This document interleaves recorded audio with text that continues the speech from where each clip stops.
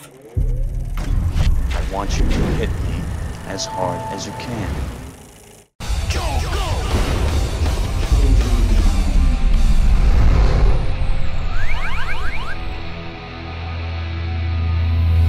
Welcome to a new year of awfully good movies, everybody, and with this new year comes a new batch of blockbusters from Mr. Vin Diesel. In May, he'll once again declare he is Groot in Guardians of the Galaxy 2. In April, he'll get back in the driver's seat in The Fate of the Furious. And this Friday, he'll take the keys back from Ice Cube to give the XXX franchise another try in The Return of Xander Cage.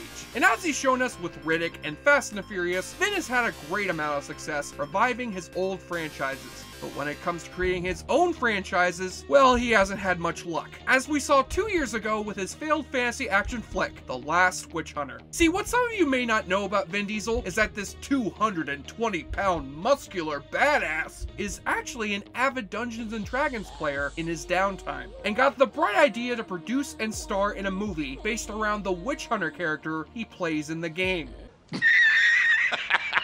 It sounds ridiculous, I know, but Vin was wholly convinced that this would become another big franchise for him. But then again, he thought Chronicles of Riddick would be a big franchise, and look how that turned out. And The Last Witch Hunter would fall prey to that same fate, with the reviews being terrible, the box office being low, and the chances of a sequel next to non-existent. So let's see if this movie really deserved to be the last Witch Hunter. I mean, if Vin could revive the XXX franchise after being dead for over a decade, we just might get the next to last Witch Hunter, or The Pacifier 2, or Find Me Guiltier, or A Man Even More Apart. Nothing is impossible with Vin Diesel! So we open 800 years ago, as a society by the name of the Axe and Cross are on their way to face and defeat the witches who have brought the Black Plague upon their village. And the one we follow is Calder, played by Vin Diesel, whose wife and daughter were taken by the plague, and who ends up being the one who kills the Witch Queen, but not before the witch curses Calder with immortality. Hence he survives the fire which consumes the witch's lair, but sadly, his hair does not survive the fire. It's been a long day without you, my friend. But 800 years later in modern day, Calder has learned to live with his immortality, as he continues to hunt down rogue witches for the Axe and Cross, while changing his identity and getting a new priest to assist him in his duties every couple of decades. And his current assistant, played by Michael Caine, is preparing to retire and hand off his duties to Elijah Wood. Cause he's already had to assist one crime-fighting playboy for 3 movies, and he ain't gonna do that shit again.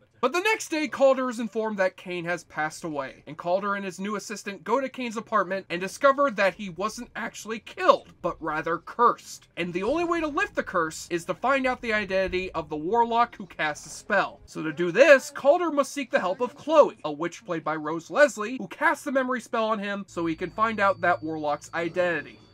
Say witch hunter. Witch hunter. Hi, I'm Vin Diesel, and welcome to my new reality prank show. You've been spooked. So we got Vin Diesel paired up with an actor from Game of Thrones, an actor from Lord of the Rings, and an actor from the Dark Knight trilogy. How the hell could this go wrong? Well, let us start with the fact that Vin Diesel is an insanely unconvincing choice to play an immortal hunter of witches and warlocks. Maybe it's because I'm so used to seeing him as a car racing bro, cracking one-liners, but for a guy who's been alive for 800 years and seen a lot of shit, he just can't muster the emotional weight you need to sell this part, even though he does try here and there. It's impossible.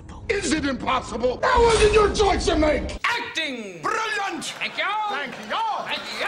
But on the other hand, that's part of the joy this stupid-ass movie gives you, along with a plot that rips a little bit off of far better sci-fi fantasy movies. A little bit of Blade with this guy hunting down mystical creatures in the middle of a city, a little bit of Harry Potter with all these magic potions and spells, a teeny dash of Inception with all these people entering dreams to chase criminals, and Michael Caine offering advice. Oh, and speaking of Michael Caine, he gets to spend half of this movie literally asleep. Easiest acting job ever. Lullaby and good night.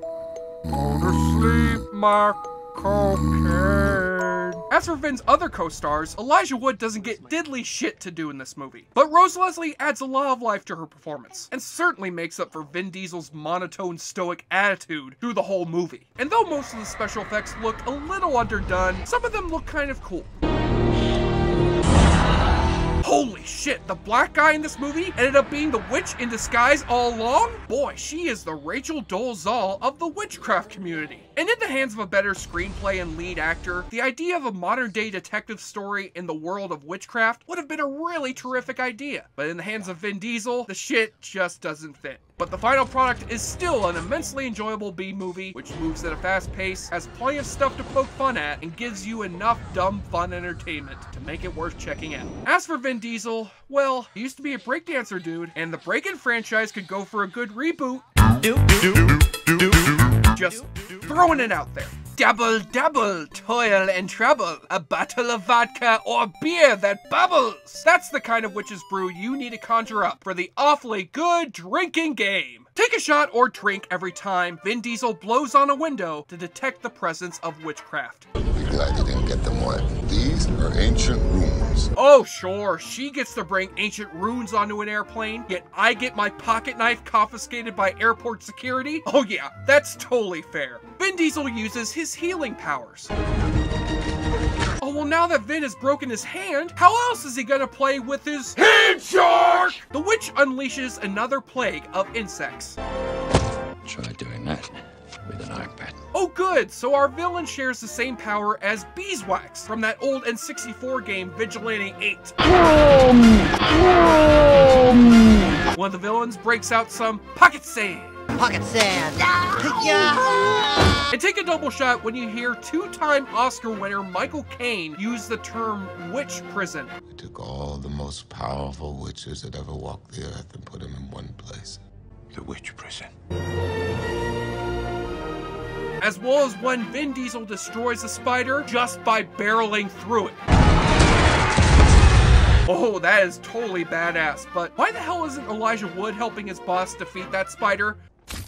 Oh yeah, that's right. Too many bad memories. And on the nudie watch, no skin will be shown during this PG-13 flick. But there are some very pretty actresses in it, namely that actress playing the ancient witch leader. She is a fox. At least until her anti-aging spell is broken, and we find out she actually looks like CGI Grand Moff Tarkin. Bitch. You may fire when ready, indeed. On the enjoyableness continuum scale from Bull to Bruce, The Last Witch Hunter is a notch better than the last time a movie was inspired by Dungeons & Dragons, and rolls a hit point of 7 out of 10. Just so you know then, this totally makes up for the time you turned into Osama Bin Diesel. I was Osama Bin Diesel. I was the actor, Vin Diesel, but I got bit by a radioactive Osama Bin Laden. I'm Jesse Shea for JoBlo.com, and in a month from now, Awfully Good Movies will be permanently moving to our brand new YouTube channel, JoBlo Videos, the new home for all of JoBlo.com's original YouTube series, as well as the home of my new reality prank show. Is it impossible? You've been spooked. JoBlo!